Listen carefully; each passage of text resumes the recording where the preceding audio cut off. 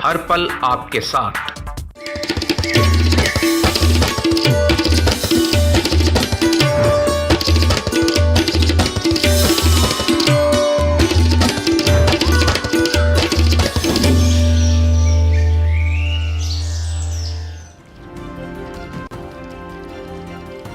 नमस्कार, आप देख रहे हैं नया सवेरा। मैं हूं आंचल गुलाटी गुंबर और अगले 1 घंटे में हम जानेंगे देश और दुनिया से जुड़ी तमाम ताज़ा तरीन खबरें। सुप्रभात आप सभी को। मेरे साथ है मेरे सहयोगी निखिल। हालांकि हम लोग आपके साथ आज सुबह 4 बजे से हैं और ख़बरों की अगर बात करें तो सबसे अहम खबर जिस पर रहेगा हमारा फोकस वो है प्रधानमंत्री का जापान का दौरा, जो कि 2 दिवसीय दौरा है। क्वाड शिखर बैठक में वो बिल्कुल ये सबसे महत्वपूर्ण खबर है और इसको हम फॉलो करेंगे। नमस्कार दर्शकों, और अगले 1 घंटे में जैसा कि आंचल ने बताया कि देश दुनिया की तमाम ताज़ा तरीन खबरें तो बताएंगे ही, लेकिन प्रधानमंत्री का ये जापान दौरा किन मायनों में खास है। 40 घंटे प्रधानमंत्री जापान में रहेंगे और उस दौरान वो 23 बैठकों में शिरकत करेंगे, तो आप समझ सकते हैं कि कितना महत्वपूर्ण है दौरा। फिलहाल देखते हैं क्या है इस घंटे की हेडलाइंस और शुरू करते हैं नया सवेरा।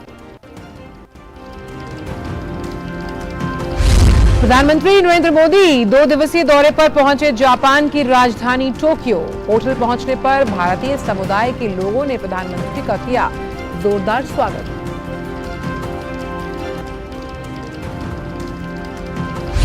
प्रधानमंत्री ने भारत जापान संबंधों पर लिखा आलेख।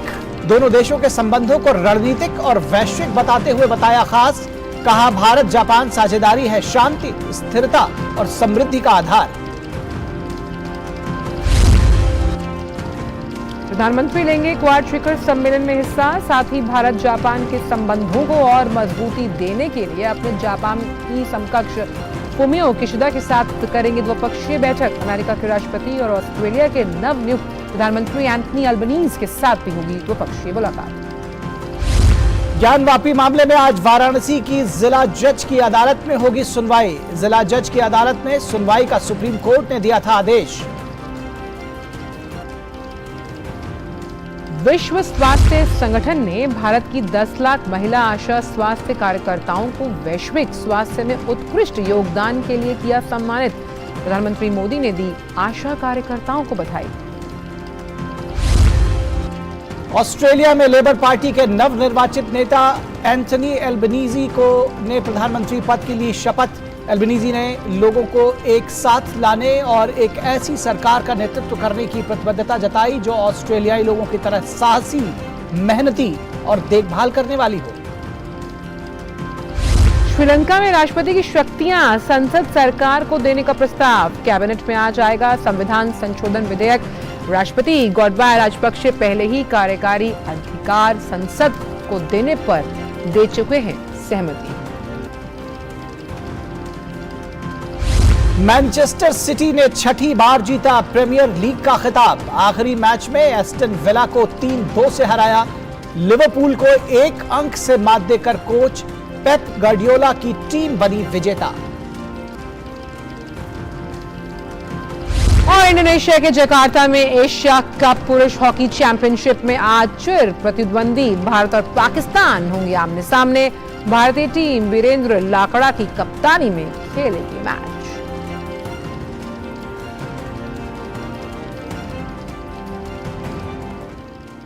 जैसा कि हमने आपको शुरू में बताया, सबसे महत्वपूर्ण खबर उस पर बात करेंगे। सबसे पहले बात करेंगे प्रधानमंत्री नरेंद्र मोदी की जापान यात्रा की।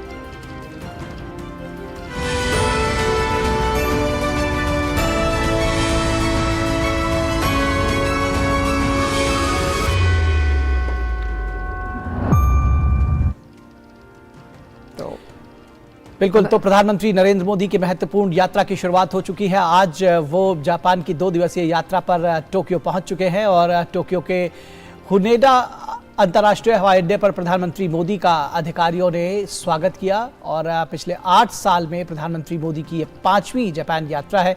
इस दौरान प्रधानमंत्री क्वाड सम्मेलन में भाग लेंगे, जहां अमेरिका के राष्ट्रपति, ऑस्ट्रेलिया के नवनिर्वाचित प्रधानमंत्री और जापान के प्रधानमंत्री भी होंगे।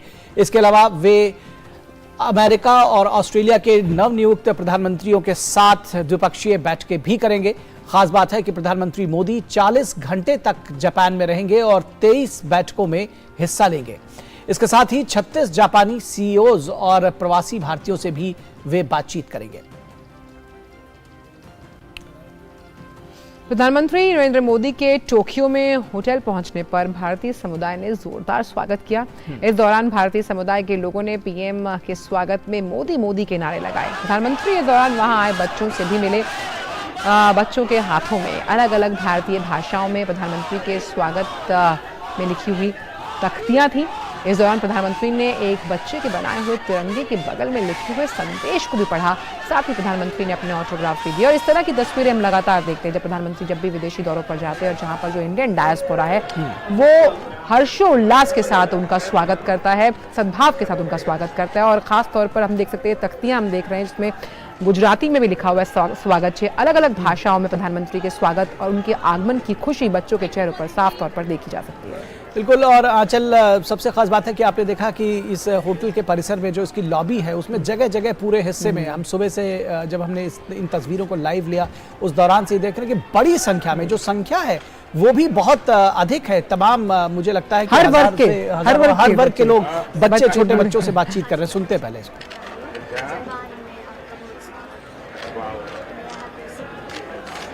ये वही तस्वीर है जो हम आपको बता रहे हैं जहां तिरंगा है और तिरंगे के साथ में बगल में जो संदेश लिखा है प्रधानमंत्री वही पढ़ रहे हैं। बहुत अच्छा जानते हैं। और जापानी में क्या लिखा है? ये 3 भाषा लिख दी।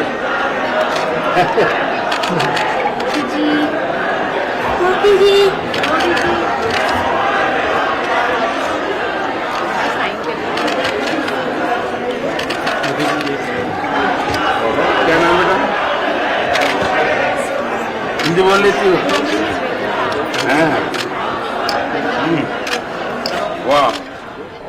और निखिल, इसी तरह की वानगी हमने बर्लिन में भी देखी थी जब वहां पर उन्होंने उस बच्चे से मुलाकात की। और यही सहज, सरल और स्वाभाविक जो प्रधानमंत्री का व्यक्तित्व है उन्हें अलहदा बनाता है। अच्छा, सबसे खास बात है लोग कहते हैं कि प्रधानमंत्री लोगों की नब्ज पकड़ना जानते हैं और मुझे लगता है कि वो बच्चों से भी उतनी सहजता से, उतने फेवरेट हो जाते हैं क्योंकि वो उनकी भाषा में उन्हीं की तरह बात करते हैं और बच्चे भी बहुत कूल जिसको कहते हैं वो महसूस करते हैं, प्रधानमंत्री के साथ बहुत खुश होते हैं।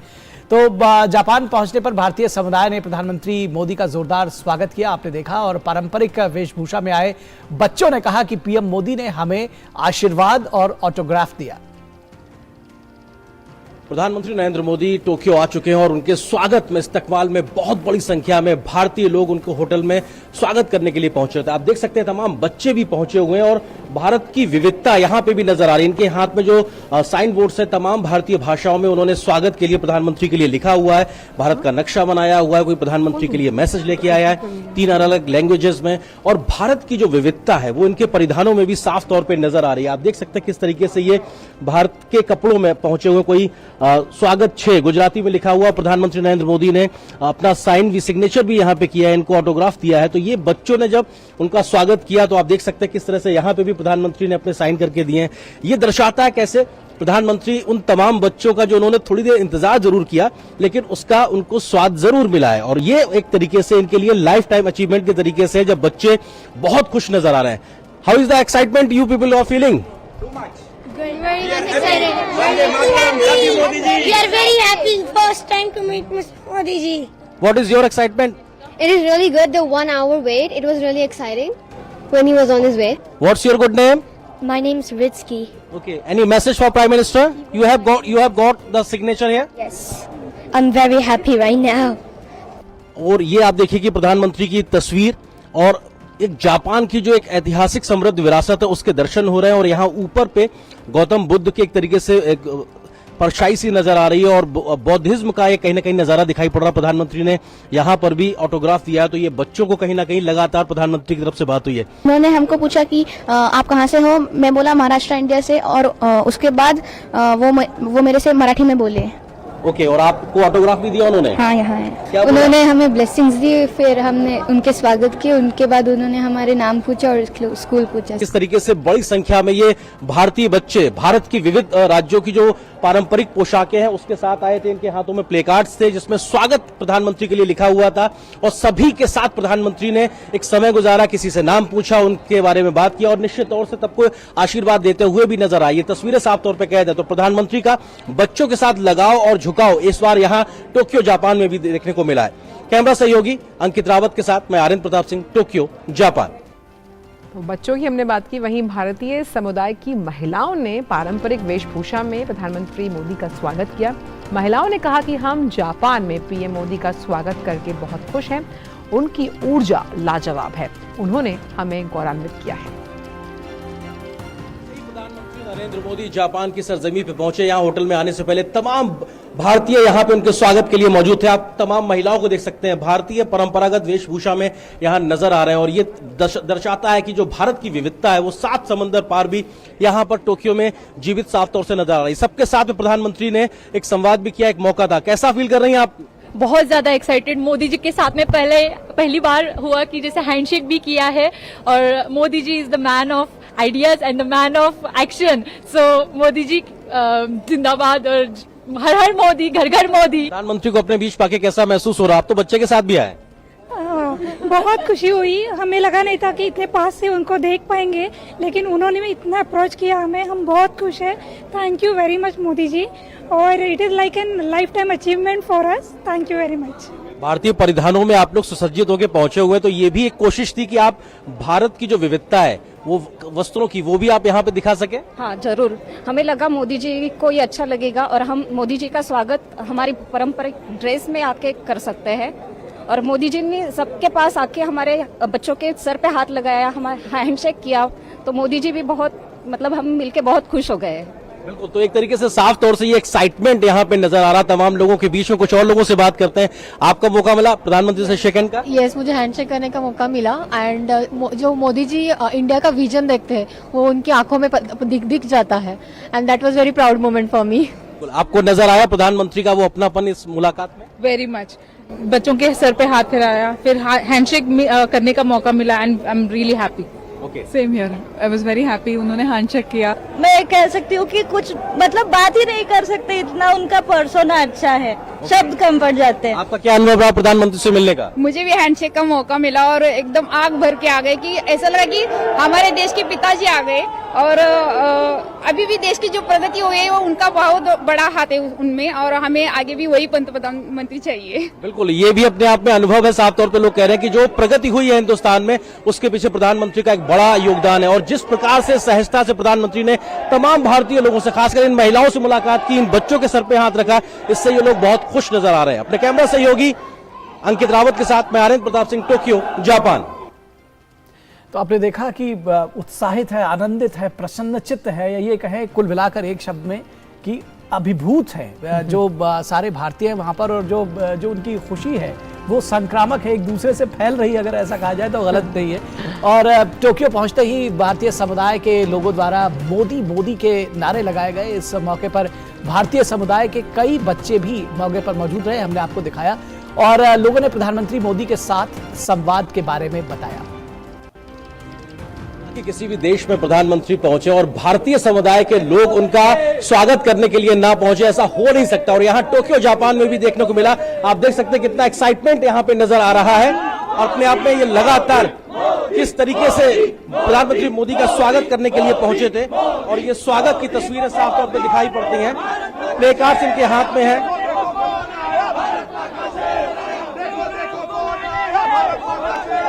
तो आप देख सकते हैं कि किस तरीके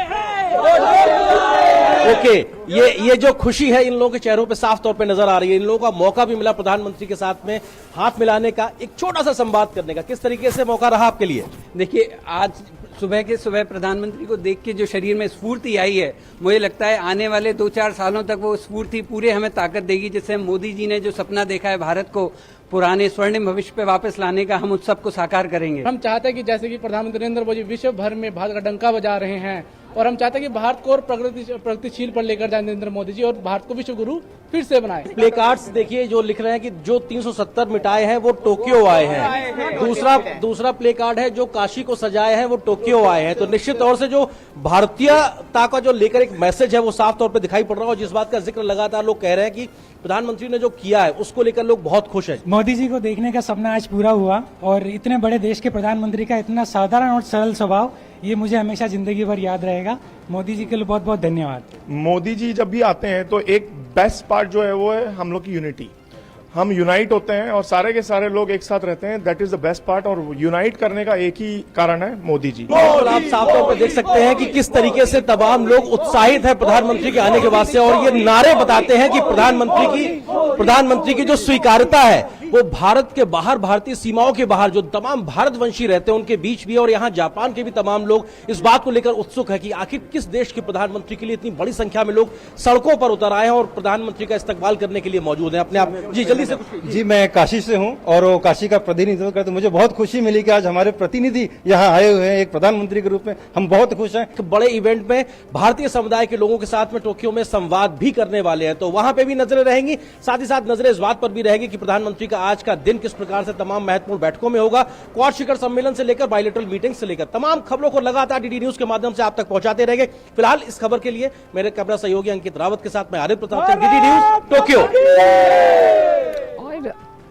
और निखिल, जो ये उद्घोष है जो हम हमेशा सुनते हैं जब प्रधानमंत्री विदेशी दौरों पर जाते हैं, तो कहीं ना कहीं आत्मसात करते हैं प्रधानमंत्री वहाँ से लोगों के साथ, और हमेशा से वो कहते हैं कि प्रधानमंत्री तो मैं हूँ लेकिन प्रधान सेवक पहले। जी बिल्कुल, और ये सारी बातें जो है जो विदेशों में रह रहे भारतीय समुदाय के लोग हैं वो भी निश्चित तौर पर उसको आत्मसात कर पा रहे हैं, उसको ग्रहण कर पा रहे हैं। और सबसे खास बात है, एक भारतीय सज्जन जो बता रहे थे कि जब भी प्रधानमंत्री आते हैं या इस तरह की इवेंट्स की वजह से जो भारतीय समुदाय है वो एकजुट होता है।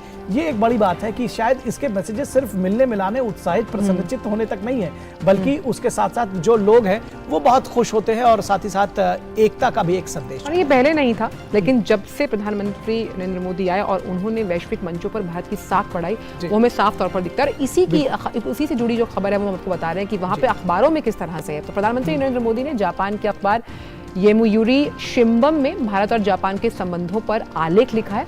आइए उसको देखते हैं। प्रधानमंत्री मोदी ने कहा कि विशेष, सामरिक और वैश्विक, ये तीन शब्द भारत और जापान के संबंधों का वर्णन करते हैं और ये एक एक करके अद्वितीय महत्व रखते हैं। साथ ही उन्होंने लिखा कि दोनों देश राजनयिक संबंधों की स्थापना की 70वीं वर्षगांठ मना रहे हैं और ऐसे गहरे संबंध आधुनिक समय में भारत और जापान के बीच एक परिपक्व साझेदारी के लिए एक ठोस नींव रखते हैं।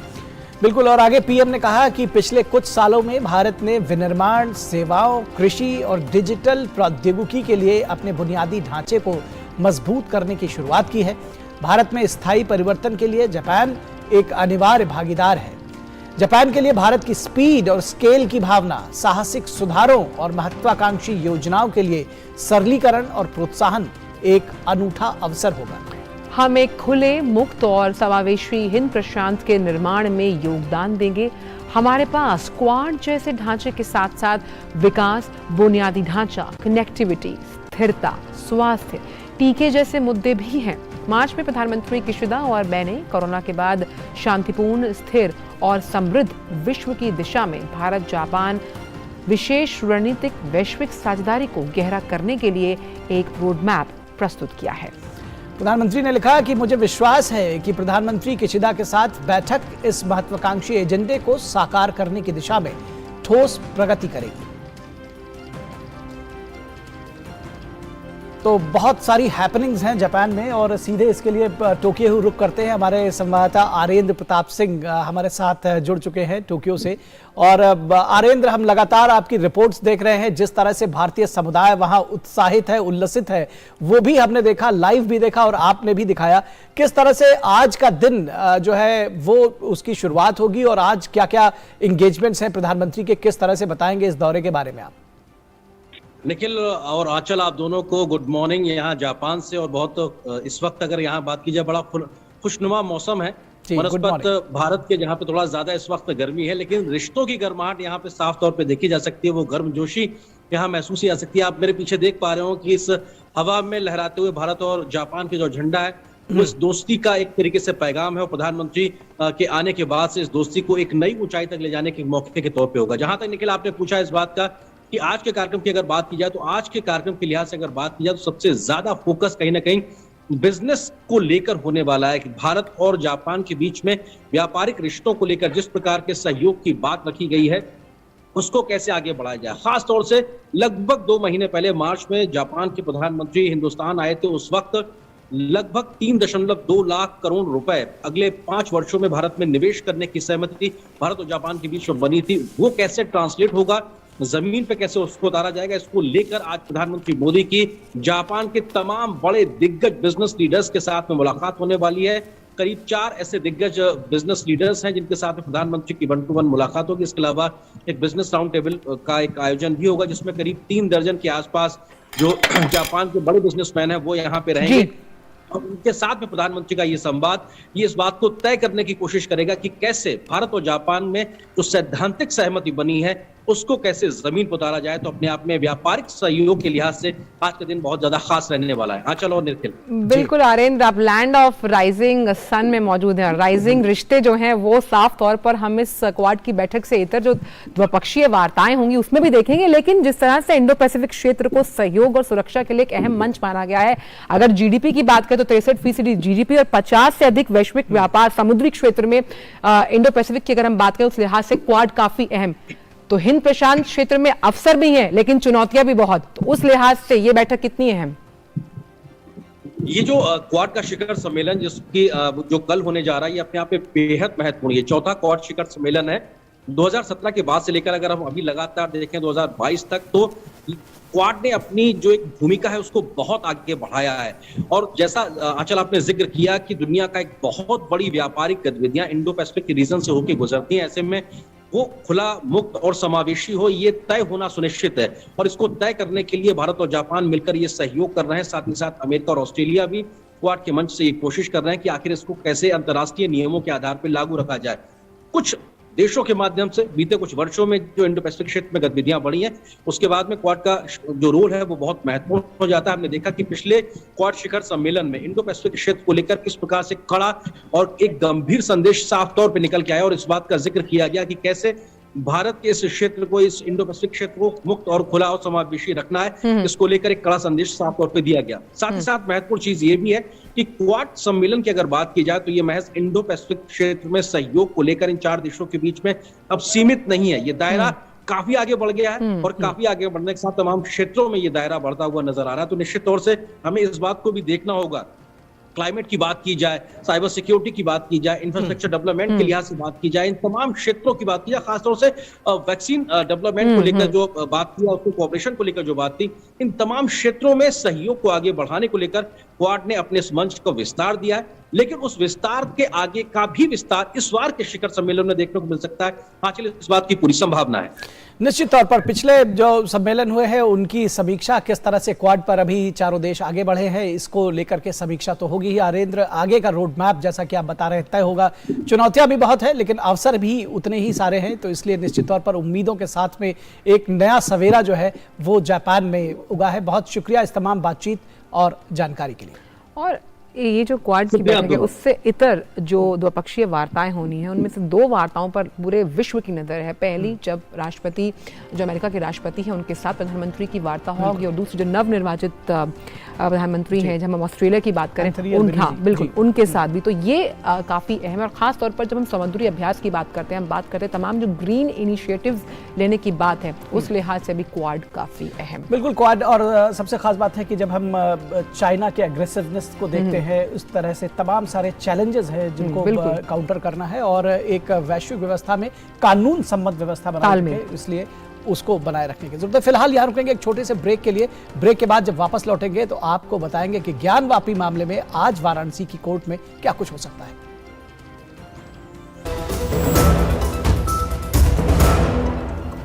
क्या शर्मा रहा है? दांत खाज खुजली है, हमें भी होती है। मुझे दादी ने दिया और बोली जालिम लोगों पर पड़े भारी। जालिम लोशन है पुराना खिलाड़ी।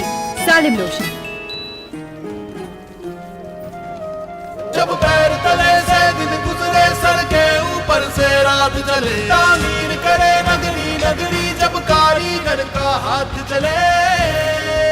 वंडर सीमेंट, जब दिल में हो जज्बात तभी होती है एक परफेक्ट शुरुआत।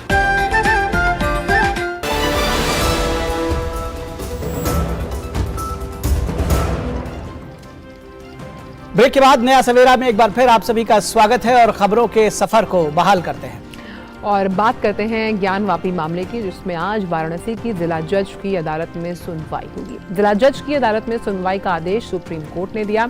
इस मामले में अदालत को 8 सप्ताह में सुनवाई करने का निर्देश दिया गया है। ज्ञानवापी परिसर में मां श्रृंगार गौरी के दैनिक पूजा अर्चना की इजाजत देने और अन्य देवी देवताओं को संरक्षित करने को लेकर दायर वाद की आज जिला जज डॉक्टर अजय कृष्ण विश्वेश की अदालत में सुनवाई होगी। जिला जज की अदालत में नागरिक प्रक्रिया संहिता सीपीसी के आदेश 7 नियम 11 के तहत वाद की पोषणीयता पर पहले सुनवाई होगी। सुप्रीम कोर्ट ने मंदिर पक्ष के मुकदमे की योग्यता पर सवाल उठाने वाली मस्जिद पक्ष की दाखिल अर्जी पर प्राथमिकता के आधार पर सुनवाई करने का जिला जज को आदेश दिया। सुप्रीम कोर्ट ने 20 मई को सुनवाई करते हुए मामले की जटिलता और संवेदनशीलता को देखते हुए इसकी सुनवाई सिविल जज सीनियर डिवीजन की अदालत से जिला जज की अदालत में इसे स्थानांतरित कर दिया था। और वाराणसी से ही मौजूद हैं फोन लाइन पर हमारे संवाददाता हरिकेश। तो हरिकेश, आज की सुनवाई पर सबकी नजर रहेगी क्योंकि जब सुप्रीम कोर्ट ने इस मामले पर सुनवाई की थी शुक्रवार को, तो साफ तौर पर कहा था कि 25 साल के अनुभव को हम दरकिनार नहीं कर सकते, इसलिए वापस इसे स्थानांतरित कर दिया गया इस पूरे केस को। देखिए, जैसा कि आपने बताया कि सुप्रीम कोर्ट ने जो आदेश किया था, क्योंकि बहुत ही गंभीरता से लिया इसको, तो शुक्रवार को जो उसका आदेश था, सत्यापित जो प्रतिलिपि होती है वो यहाँ पर जिला जज के अदालत में जो है दी गई। साथ ही जो सीनियर डिवीजन रवि कुमार दिवाकर के अदालत में जो पत्रावलियां थी, जो दस्तावेज थे, वो सब शनिवार को ही जिला जज के कोर्ट में जो है सब स्थानांतरित कर दी गई। और जैसा कि आप बता रहे थे कि श्रृंगार गौरी के दर्शन के लिए नियमित पूजन अर्चन के लिए जो है राखी सिंह वगैरह ने वाद दाखिल किया था, उसी पर ये अदालत की कार्यवाही शुरू हुई। और पीछे जो कि रवि कुमार दिवाकर जो न्यायाधीश हैं सीनियर डिवीजन, उन्होंने आदेश किया सर्वे करने का, और उसी के खिलाफ जो है वो मुस्लिम पक्ष जो अंजुमन इंतजामिया मसाजिद कमेटी है, वो लोग सुप्रीम कोर्ट गए थे और सुप्रीम कोर्ट ने फिर वापस जिला जज के अदालत में भेजा है इस मामले को। तो इसमें एक साथ 2-3 जो केस हैं, पक्ष हैं, 2 पक्ष हैं, उनकी सुनवाई होनी है। एक तो 1991 का हवाला देते हुए मुस्लिम पक्ष ने रखा था सुप्रीम कोर्ट के सामने, उसको जो आपने बताया कि प्राथमिकता के आधार पर देखना है। इसके अलावा जो जिला शासकीय अधिवक्ता है, उन्होंने भी अपील की है जो वजू खाने के तालाब में मछलियां पाई गई थी उनके जीवनदान के लिए, और एक पाइप अलग से लगाने के लिए, जिससे कि वजू खाना चूंकि बंद हो गया है तो लोग उन पानी की व्यवस्था वहां पे हो जाए। उसके बाद वादी पक्ष ने श्रृंगार गौरी के प्रतिदिन दर्शन की बात, विग्रहों के संरक्षण की बात, जो दीवार है जिसमें कि पहले द्वार होता था जो मलबे के कारण भर गया है, बंद हो गया है, उसको खोलने का है वादी पक्ष की तरफ से। अब जो शिवलिंग मिला है उसके भी पूजन दर्शन के लिए याचिका दाखिल की गई है। और जो यहाँ का पूर्व काशी विश्वनाथ महंत परिवार के मुखिया है कुलपति तिवारी, उन्होंने भी यह कहा है कि आज वो भी मंदिर के बाबा विश्व जो शिवलिंग है उसको पूजन अर्चन के लिए न्यायालय से मांगेंगे अधिकार की एक याचिका दाखिल करेंगे। उसके अलावा अचल में बताऊं कि शहर में जो इसके कारण जो शहर में गतिविधियां हैं, उनमें जो मुस्लिम पक्ष है उन लोगों ने एक बड़ी मीटिंग करी और वो बार बार अपना पक्ष जो है अपने लोगों के बीच पक्ष रख रहे हैं और कह रहे हैं कि न्यायालय की जो प्रक्रिया है, न्यायालय पे हमें पूरा विश्वास है, इसलिए आप लोग किसी भी प्रकार की कोई अफवाह न फैलाएं, न उस पर ध्यान दें। दोनों ही यहाँ पे चूंकि कमिश्नरेट की व्यवस्था हो गई है उत्तर प्रदेश सरकार के द्वारा, चूंकि जो बड़े शहर हैं उनमें कमिश्नरेट की व्यवस्था हुई है, तो वाराणसी के भी जो कमिश्नर हैं वो लगातार तो उन इलाकों में जो विश्वनाथ मंदिर से लेकर जो गोदौलिया से लेकर मैदानी तक की सड़क है और चौक के आसपास के इलाकों में पैदल गश्त कर रहे हैं। इसके अलावा जो मुस्लिम पक्ष हैं उन लोगों को बुलाकर उनसे उन्होंने चर्चा करी कल। तो कुल मिला के केवल अदालत ही नहीं, अदालत के बाहर भी जो जिला प्रशासन है, पुलिस है, वो लोग सुरक्षा शांति व्यवस्था इसका भी ख्याल रख रहे हैं। और लोग जो धार्मिक पक्ष हैं, जो संगठन है, उनके लोग भी लोगों से लगातार रिक्वेस्ट कर रहे हैं, अनुरोध कर रहे हैं कि किसी भी प्रकार के वीडियो और जो फोटोज हैं, हाँ वो अफवाहें न फैलाएं, न उन पर ध्यान दें। एक और पक्ष जो है इसमें, एक और जो अंजुमन इंतजामिया मसाजिद कमेटी के जो अधिवक्ता हैं, उन्होंने यह भी कहा है कि जो ये लीक हुई है वीडियो एक लीक हुआ है उसका, उसके खिलाफ भी अदालत से रिक्वेस्ट करेंगे कि जिसने भी किया है उसके खिलाफ से कार्रवाई की जाए। चलिए, तो शांति और सौहार्द बनाए रखने की भी पूरी कोशिश की जा रही है और उम्मीद है कि लोग शांति और सौहार्द बनाए रखेंगे। और सबसे खास बात है कि पहले सबसे जो याचिका है उसकी मेंटेनेबिलिटी पर सुनवाई होगी, बहस होगी और तमाम पत्रावलियां, जैसा कि हरकेश आप जानकारी दे रहे हैं, अब जिला जज की अदालत में, सीनियर डिवीजन सिविल जज की अदालत से लाई जा चुकी है। तो आज का दिन बेहद महत्वपूर्ण रहने जा रहा है। बहुत शुक्रिया इस तमाम बातचीत और जानकारी के लिए हरकेश बहादुर। और फिलहाल वक्त एक छोटे से ब्रेक का, नया सवेरा में।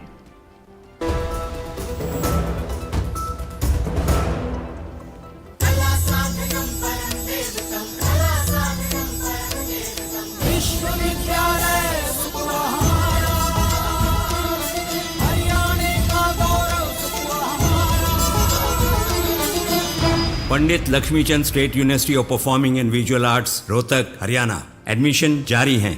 क्या शर्मा रहा है? दांत खाज खुजली है, हमें भी होती है। मुझे दादी ने दिया और बोली चर्म रोगों पर पड़े भारी। जालिम लोशन है पुराना खिलाड़ी, जालिम लोशन।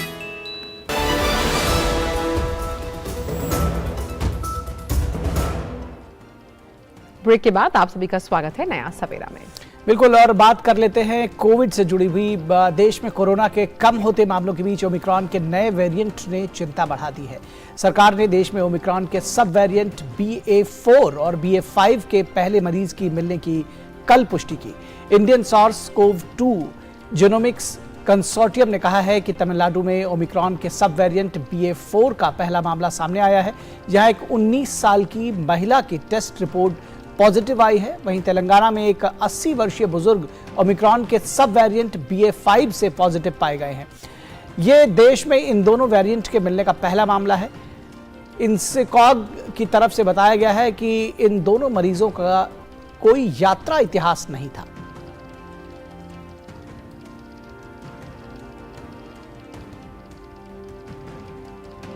और अब बात कान फिल्म महोत्सव से जुड़ी हुई।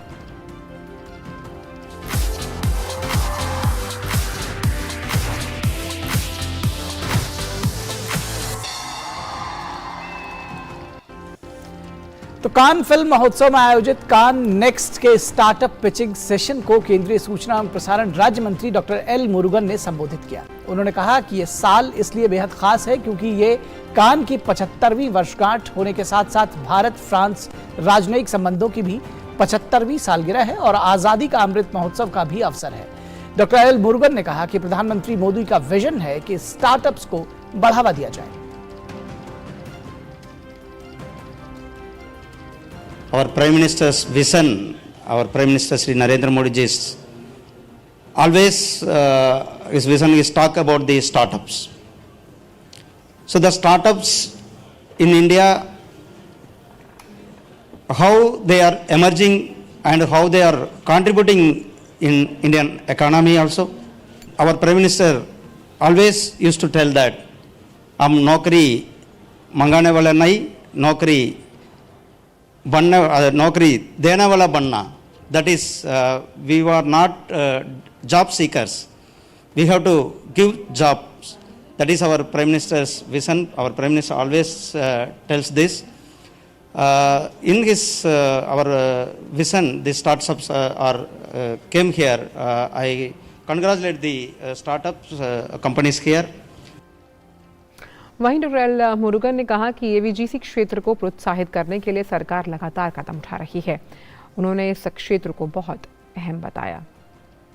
In the current budget, our finance minister also announced a special package, this animation and VFX. This is the coming days. It is it's big plays a big crucial role in cinema industry. And these youngsters from our country, because our manpower, everybody knows that our manpower is intellectual manpower, and our manpower is very dedication manpower is there. So the dedication, that intellectuals is together, they will lead the world. और doctor L Murugan ने Cannes film महोत्सव में भारतीय pavilion का दौरा किया। उन्होंने भारतीय सिनेमा के विस्तार और क्षमता संबंधित वहां प्रदर्शित सामग्री का निरीक्षण किया। इस बार कान फिल्म महोत्सव में भारत पर दुनिया की नजर है। भारत को आधिकारिक तौर पर कंट्री ऑफ ऑनर का दर्जा भी दिया गया है। इस आयोजन में किसी भी देश को मिलने वाला ये पहला सम्मान है।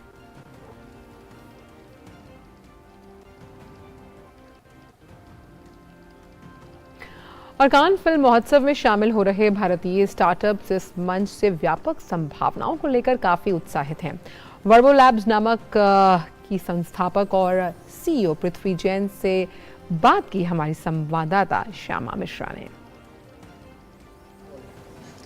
पृथ्वी जैन हमारे साथ हैं, वो सीईओ एंड फाउंडर हैं वर्बो लैब्स स्टार्टअप की। और वर्बो लैब्स एक ऐसा स्टार्टअप है जिन्हें हैंडपिक किया गया है ministry of information and broadcasting की ओर से, ताकि वो आए अपने आप को पिच कर सके माशेडो फिल्म के कान फेस्टिवल में। पृथ्वी, हमसे जुड़ने के लिए धन्यवाद।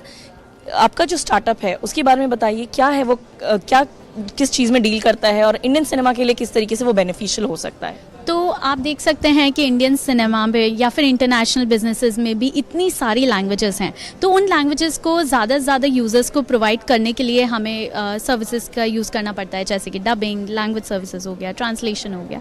तो हम 70 लैंग्वेजेस से ज़्यादा में ये सब सर्विसेज प्रोवाइड करते हैं through our platform which is V Labs, जहाँ पे कोई भी एक क्लाइंट आके वहाँ पे रजिस्टर कर सकता है एंड वो रिक्वेस्ट कर सकते हैं कि उनको क्या सर्विसेज की रिक्वायरमेंट है, वहीं पे कोटेशन मिल जाएगा और वहीं पे आप सर्विसेज स्टार्ट कर सकते हैं। सब कुछ एक ऑटोमेटेड, बाकी डबिंग में बहुत टाइम लगता है लेकिन ये बहुत फास्ट प्रोसेस है and easy, efficient and cost effective.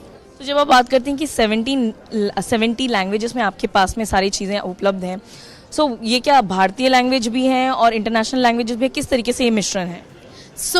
इसमें सारी लैंग्वेजेस इंक्लूडेड है, सारी मेजर इंडियन हो गई या फिर इंटरनेशनल लैंग्वेजेस हो गई, सब कुछ इसमें शामिल है। जब आप यहाँ पर आते हैं, कान फिल्म महोत्सव में आते हैं, माशेडो फिल्म एक काफ़ी बड़ा प्रेस्टिजियस प्लेटफॉर्म है, यहाँ पर आते हैं आप, किस तरीके से आपको लगता है अपॉर्चुनिटीज़ यहाँ पर आपको मिल पाएगा गोइंग फॉरवर्ड, किस तरीके से सिनेरियो बदल सकता है? ये बहुत हेल्पफुल है। माशेडो फिल्म सबसे बड़ा ही फिल्म मार्केट है, तो ये बहुत बड़ी अपॉर्चुनिटी है हमारे लिए, हमारे स्टार्टअप के लिए। हम लोगों से मिल पा रहे हैं, उनसे सीख पा रहे हैं और उनकी क्या रिक्वेस्ट है, उनकी क्या ज़रूरतें हैं, उनको समझ पा रहे हैं। तो मैं बहुत थैंक्स कहना चाहूँगी स्टार्टअप इंडिया को and ministry of information broadcasting को।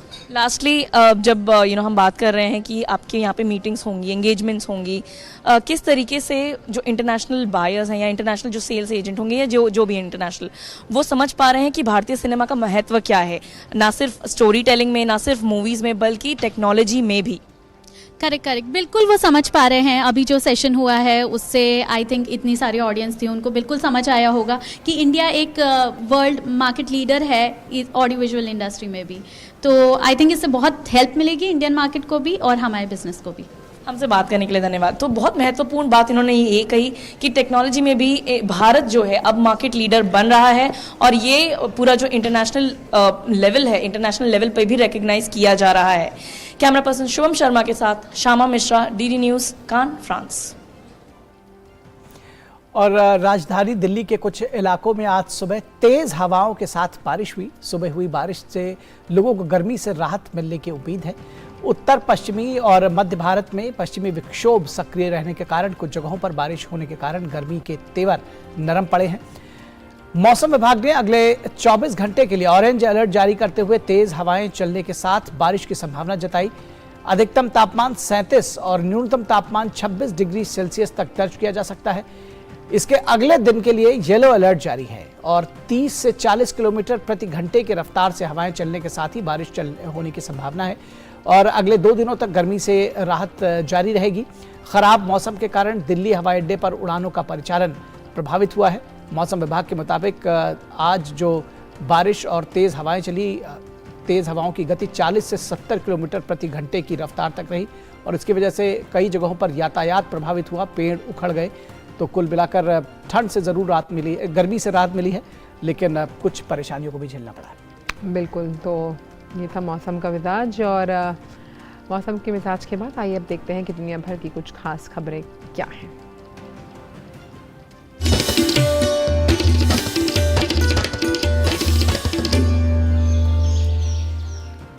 तो विश्व स्वास्थ्य संगठन ने भारत की 10 लाख महिला आशा स्वास्थ्य कार्यकर्ताओं को वैश्विक स्वास्थ्य में उत्कृष्ट योगदान के लिए सम्मानित किया। आशा स्वास्थ्य कार्यकर्ताओं को नेतृत्व क्षमता और क्षेत्रीय स्वास्थ्य मुद्दों के लिए प्रतिबद्धता प्रदर्शन के लिए सम्मानित किया गया है। कोविड-19 महामारी के दौरान लोगों को स्वास्थ्य प्रणाली से जोड़ने और ग्रामीण क्षेत्रों में गरीबी में रहने वाले लोगों को प्राथमिक स्वास्थ्य देखभाल सेवाओं तक पहुंच सुनिश्चित करने के लिए आशा स्वास्थ्य कार्यकर्ताओं की महत्वपूर्ण भूमिका के लिए उन्हें सम्मानित किया गया है। विश्व स्वास्थ्य संगठन ने कहा कि आशा कार्यकर्ताओं ने बच्चों को टीके से रोकी जाने वाली जो बीमारियां थी उसके खिलाफ माताओं की देखभाल और टीकाकरण प्रदान करने के लिए असाधारण काम किया।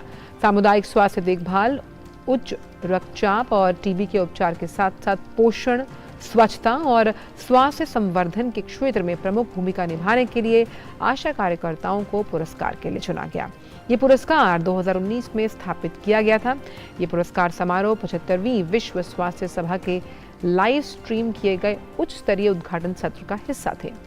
विश्व स्वास्थ्य संगठन के महानिदेशक डॉक्टर टेड्रोस अधानोम घेब्रेयेसस ने 6 ग्लोबल हेल्थ लीडर्स के अवार्ड्स की घोषणा की।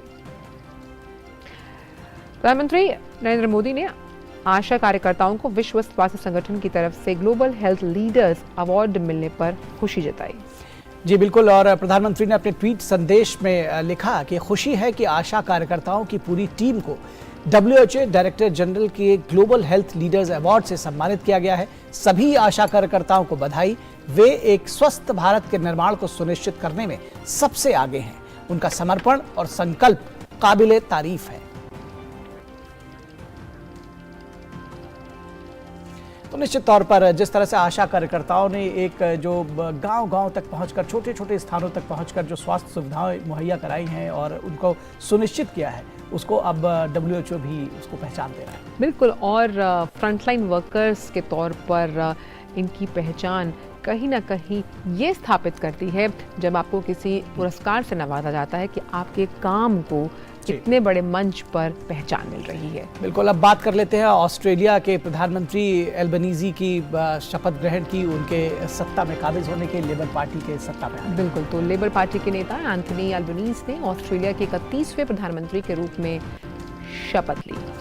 प्रधानमंत्री एल्बनीजी के साथ कई वरिष्ठ मंत्रियों ने भी शपथ ली। लेबर सेनेटर पेनी वॉग ने विदेश मंत्री के रूप में, रिचर्ड मार्लोस को उप प्रधानमंत्री, जिम चार्मर्स को कोषाध्यक्ष और कैटी गैलाघर को वित्त मंत्री के तौर पर शपथ दिलाई गई।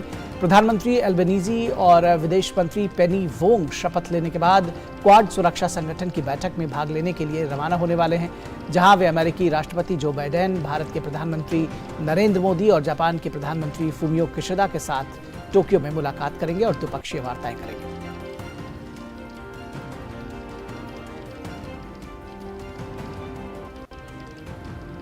और अब बात पड़ोसी देश श्रीलंका की, जहां राष्ट्रपति की असीमित शक्तियों को संसद और निर्वाचित सरकार को देने की तैयारी है। आज प्रधानमंत्री रानिल विक्रमसिंघे की अध्यक्षता में होने वाली कैबिनेट बैठक में संविधान में 21वें संशोधन का प्रस्ताव लाया जाएगा। राष्ट्रपति गोटबाया राजपक्षे पहले ही कार्यकारी अधिकार संसद को देने पर सहमति दे चुके हैं। अनुच्छेद 20A के जरिए संविधान के 19वें संशोधन को रद्द कर संसद की जगह राष्ट्रपति को निरंकुश शक्तियां प्रदान की गई थी। श्रीलंका के न्याय मंत्री डॉक्टर विजयदास राजपक्षे के मुताबिक संशोधन के बाद दोहरी नागरिकता वाले लोग संसद के लिए नहीं चुने जा सकेंगे। राष्ट्रीय लेखा परीक्षा आयोग और खरीद आयोग को स्वतंत्र आयोगों का दर्जा होगा। नए संशोधन के जरिए केंद्रीय बैंक के गवर्नर की नियुक्ति का अधिकार संवैधानिक परिषद को दिया जाएगा। अगस्त 2020 के आम चुनावों में भारी जीत के बाद राजपक्षे परिवार ने सत्ता पर पकड़ मजबूत कर राष्ट्रपति को असीमित शक्तियां देने के लिए संविधान में संशोधन किए। परिवार के सदस्यों और करीबी लोगों को सरकार के अहम पदों पर नियुक्त किया गया। फिलहाल भयावह आर्थिक संकट के कारण श्रीलंका में ईंधन, भोजन और दवा जैसी बेहद जरूरी वस्तुओं के आयात के लिए भी विदेशी मुद्रा नहीं है। लोग संकट के लिए राष्ट्रपति गोटबाया और उनके बड़े भाई महिंदा राजपक्षे को जिम्मेदार मानते हैं। और अब बात कारोबार जगत की।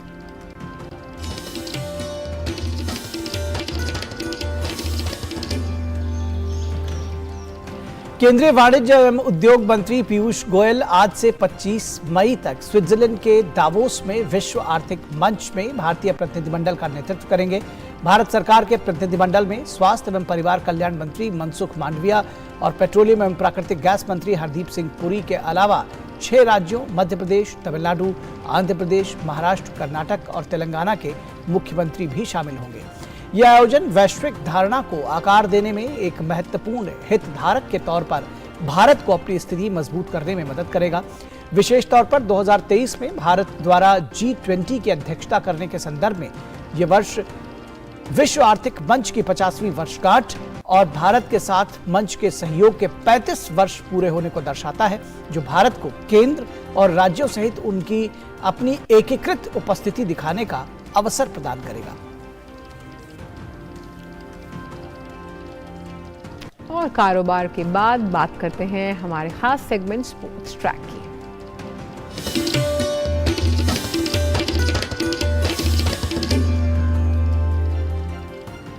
तो बात करते हैं मैनचेस्टर सिटी की, जिसने प्रीमियर लीग का खिताब अपने नाम कर लिया। सीजन के आखिरी दिन रोमांचक खिताबी दौड़ में EPL चैंपियन का फैसला हुआ। मैनचेस्टर सिटी ने अपने आखिरी मैच में एस्टन विला को 3-2 से मात देकर EPL का खिताब बरकरार रखा।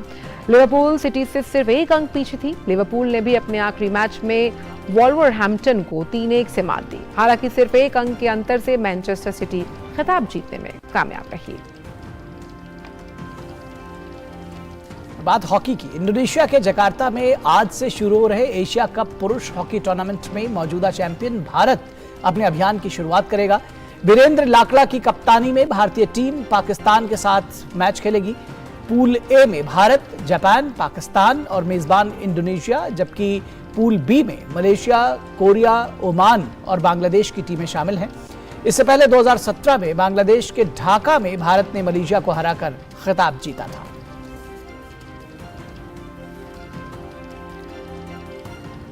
और स्पोर्ट्स ट्रैक के बाद अब बात सभ्यता और संस्कृति के विविध रंगों को समेटे सेगमेंट हेरिटेज ऑफ वॉक की।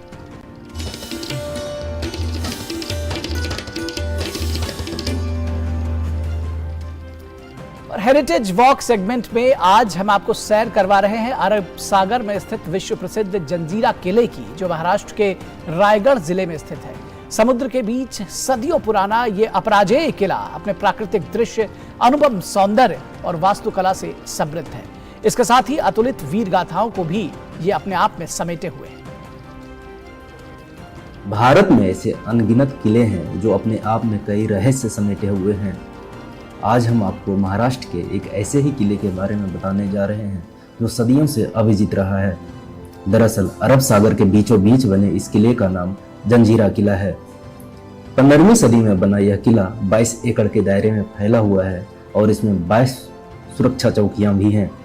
यह किला दमन एवं दीव, मैंगलोर को जोड़ने वाले व्यस्त समुद्री व्यापार राजमार्ग पर स्थित है। इस किले का निर्माण सिद्दी समुदाय के लोगों के द्वारा किया गया था और इस पर फतह हासिल करने के लिए पुर्तगालियों, मुगलों और अंग्रेजों से लेकर शिवाजी तक ने भी कोशिश की, लेकिन सभी असफल रहे। माना जाता है कि सिद्दी मूल रूप से इथोपिया के रहने वाले थे और उन्हें सिद्दी सल्तनत द्वारा दास, अंगरक्षक और सैनिकों के रूप में भारत लाया गया था, लेकिन अपनी वीरता के कारण वे कई महत्वपूर्ण पदों पर विराजमान होने लगे और आखिर में जंजीरा के शासक बन गए। आजादी के बाद जंजीरा के किले को भारत में शामिल कर लिया गया और यह सिद्धियों के पराक्रम और साहस का परिणाम है कि यह किला अपने पूरे काल में अजय बना रहा। और अब बात आज़ादी के मतवालों से जुड़ी हुई। भारत का गौरवशाली स्वतंत्रता संग्राम आधुनिक दुनिया के अब तक के सबसे महान संघर्षों में से एक है। स्वतंत्रता की गाथा के आज के संस्करण में हम स्वतंत्रता सेनानी पन्नमपिल्ली गोविंदा मेनन को उनकी पुण्यतिथि पर याद कर रहे हैं। हम उस समय को भी याद कर रहे हैं जब ब्रिटिश कैबिनेट ने भारत के तत्कालीन गवर्नर जनरल लॉर्ड माउंटबेटन की भारत के विभाजन की योजना पर सहमति व्यक्त की थी। और हम हनुमान सिंह को भी याद करते हैं, जिन्होंने 1857 में स्वतंत्रता के पहले युद्ध में भाग लिया। डालते हैं आज़ादी के इस भावपूर्ण सफर पर एक नजर।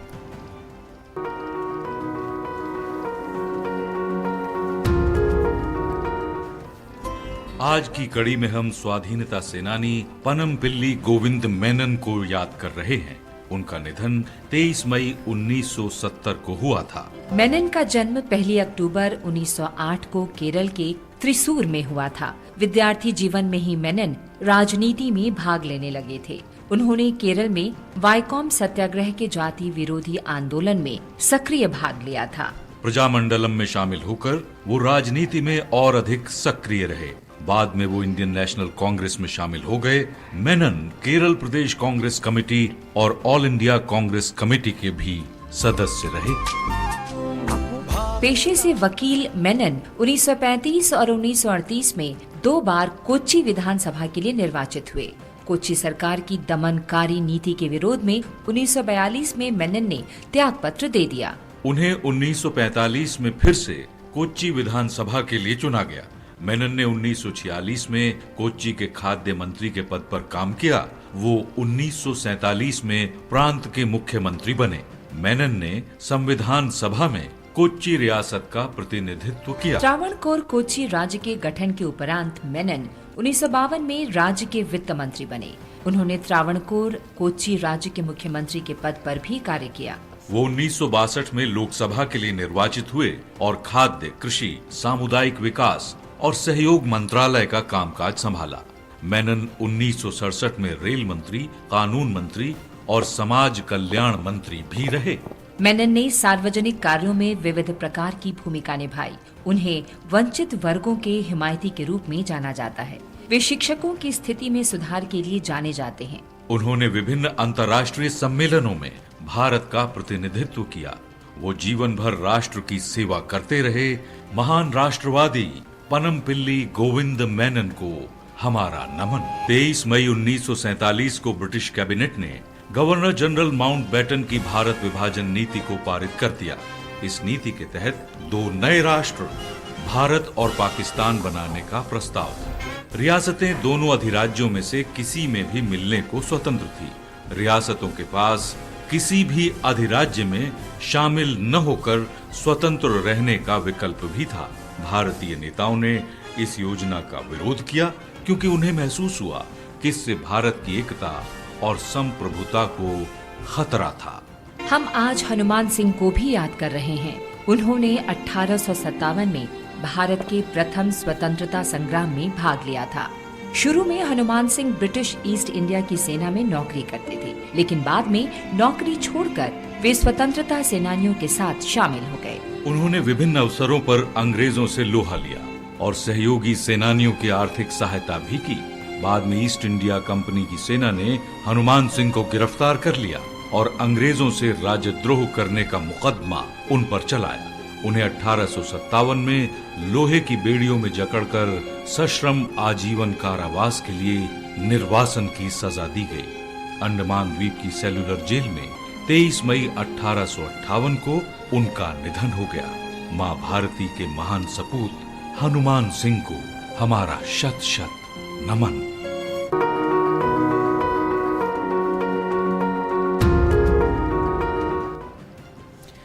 और नया सवेरा में फिलहाल वक्त एक छोटे से ब्रेक का। आप कहीं मत जाइएगा, हम जल्द हाजिर होंगे।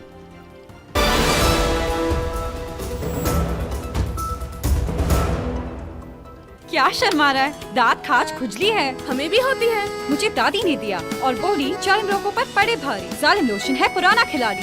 जालिम लोशन। बाढ़ ने बचाई तबाही, गाँव तहस नहस।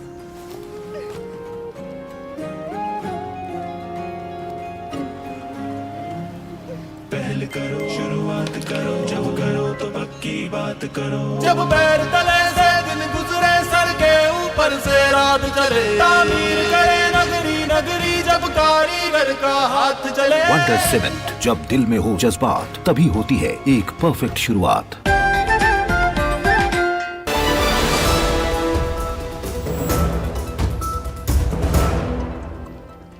ब्रेक के बाद एक बार फिर आप सभी का स्वागत है और अब बात कर लेते हैं मौसम की।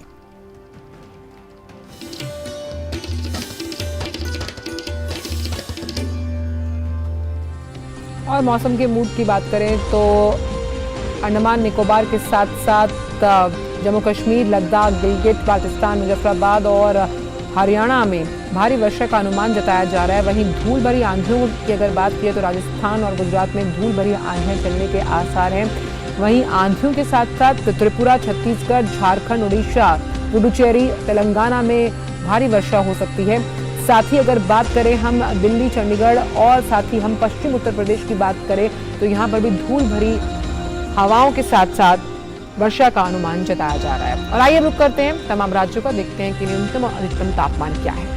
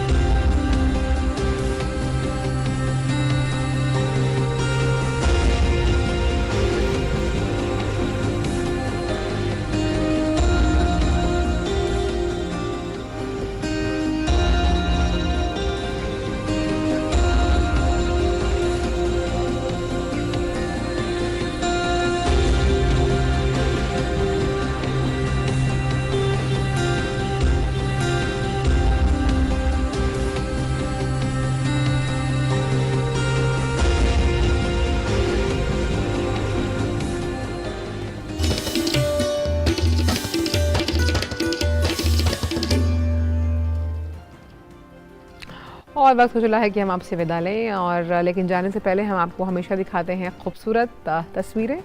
बिल्कुल, और आज जैसा कि हमने कहा कि खबर यही है कि प्रधानमंत्री नरेंद्र मोदी का जापान दौरा, तो प्रधानमंत्री नरेंद्र मोदी के जापान दौरे पर पीएम ने इस यात्रा से भारत जापान दोस्ती का एक नया पन्ना जुड़ने जा रहा है।